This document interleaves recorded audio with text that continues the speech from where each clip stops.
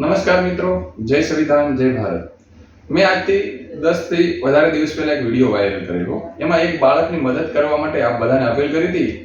જે બાળક સાર્દિકા ગામનો રહેવાસી હતો, દેવાંશ નામનું બાળક, 20 જ દિવસનું મારા ખ્યાલથી એ બાળક હતું અને એમના લીવર ફેફસા આ બધું ફેલ થયેલું હતું. કિરણ હોસ્પિટલમાં એ બાળક એડમિટ હતું.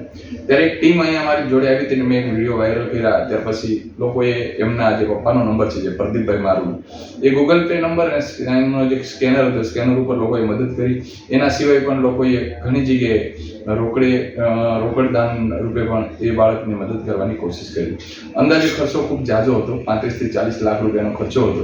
પણ કમનસીબે એ બાળક 17 તારીખના દિવસે એક્સપાયર થઈ ગયું છે.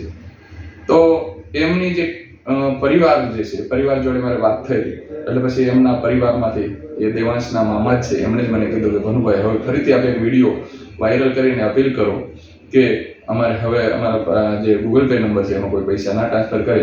જે લાસ્ટ જે 50-60 હજાર રૂપિયા આવ્યા હતા એ પણ અમે જે દવાનો ખર્ચો હતો એમાં બધું પૂરું કરી અને હાલ અમારી પાસે હવે કોઈ પૈસા ના આપે, કારણ કે દેવાંશ જ નથી તો પૈસાને અમે શું કરશું. અને એ લોકોએ પણ ઘણી જેટલી મહેનત કરવાની હતી એટલી મહેનત ડૉક્ટરની ટીમે કરી. દેવાંશના પપ્પા છે એમણે લોકો પાસેથી અપીલ કરી અને લોકોએ અંદાજે 50-60 હજાર કે લાખ રૂપિયા જેવું જે કાંઈ દાન કરવાનું હતું એટલું કર્યું હશે.